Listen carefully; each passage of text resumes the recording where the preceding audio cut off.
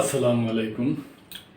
প্রিয় দর্শক, আপনারা জানেন যে ইউক্রেন রাশিয়া বেশ কয়েক বছর যাবতীয় যুদ্ধ চলছে। এই যুদ্ধ থামানোর জন্য আমেরিকার প্রেসিডেন্ট সহ এবং পৃথিবীর অন্যান্য দেশেরই এর অনেক চেষ্টা করতেছে। ইউরোপীয় ইউনিয়ন অনেক চেষ্টা করতেছে, ডোনাল্ড ট্রাম্পও চেষ্টা করতেছে। এখন আপনারা জানেন যে ডোনাল্ড ট্রাম্প এবং পুতিন এই হাঙ্গেরিতে একটা মিটিং হওয়ার কথা ছিল, তো ওইটা ডোনাল্ড ট্রাম্প সব বয়কট করছে, বলছে যে এতে হবে না, পুতিন সাহেব হয়তো ওনার করবে না। তো ওই সমস্ত বিভিন্ন ব্যাপার আদি নিয়ে ভ্লাদিমির পুতিন সাহেব ওই সাংবাদিকদের সাথে কথা বলছেন আর কি। এই এই ধরনের নিউজ সংবাদ আদি নিয়ে নিউজটা আর কি।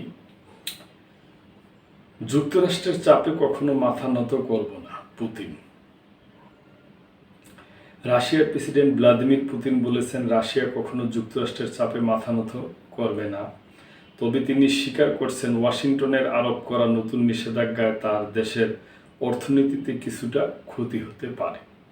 যুক্তরাষ্ট্র রাশিয়ার সবচেয়ে বড় দুটি তেল কোম্পানিকে লক্ষ্য করে নিষেধাজ্ঞা আরোপ করার পর চীন ও ভারত রুশ তেল আমদানি কমানোর প্রস্তুতি নিচ্ছে বলে এরই মধ্যে খবর পাওয়া গেছে। বুধবার রাশিয়ার রাষ্ট্রীয় তেল কোম্পানি রোসনেফট ও লুকওয়েলের উপর এই নিষেধাজ্ঞা দেওয়া হয়েছে। নিষেধাজ্ঞা দেওয়া হয়েছে এদের প্রায় 3 ডজন সহযোগী প্রতিষ্ঠানের বিরুদ্ধেও। ইউক্রেনের যুদ্ধ শেষ করতে ক্রেমলিনের উপর চাপ বাড়ানোর অংশ হিসাবে ট্রাম্পের প্রশাসন এই পদক্ষেপ নিয়েছে। এর পাশাপাশি রাশিয়ার তেল, প্রাকৃতিক গ্যাস আমদানিতে ধীরে ধীরে আলাদাভাবে নিষেধাজ্ঞা আরোপ করার সিদ্ধান্ত নিয়েছে ইউরোপীয় ইউনিয়ন।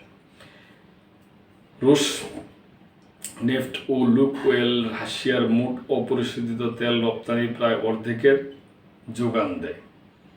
গত সপ্তাহে যুক্তরাজ্যে এই দুই প্রতিষ্ঠানের বিরুদ্ধে নিষেধাজ্ঞা দিয়েছে। গত জানুয়ারিতে ডোনাল্ড ট্রাম্প দ্বিতীয় মেয়াদে হোয়াইট হাউসে ফেরার পর এটি মস্কোর উপর প্রথম বড় নিষেধাজ্ঞা।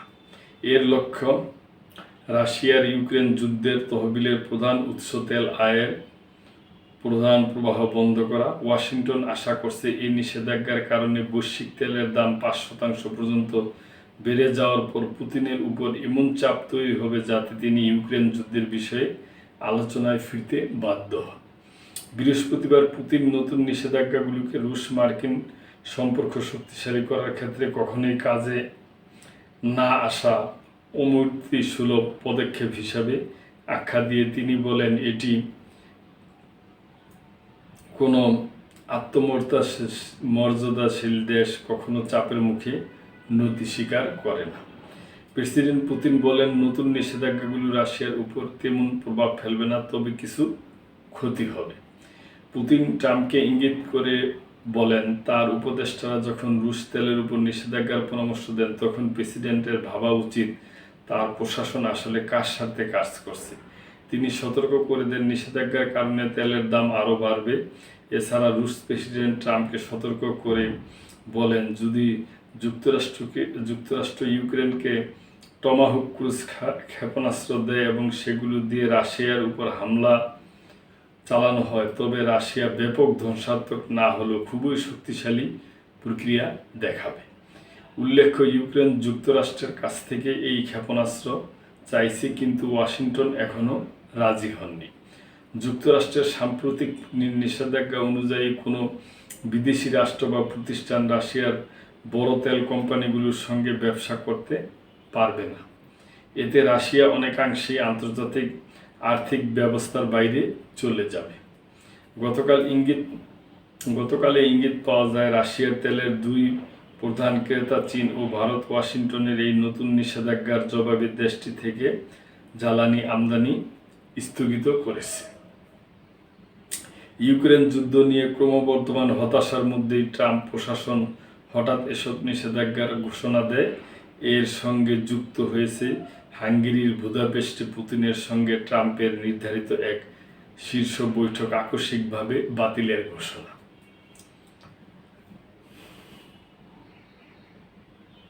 তবে রুশ প্রশাসনের অন্য নেতারা অনেক কঠোর ভাষায় প্রতিক্রিয়া জানিয়েছে। রাশিয়ার সাবেক প্রেসিডেন্ট ও নিরাপত্তা পরিষদের জ্যেষ্ঠ সদস্য ত্রিমিত্রি নিষেধাজ্ঞাগুলোকে যুদ্ধের ঘোষণা বলে মন্তব্য করেছেন।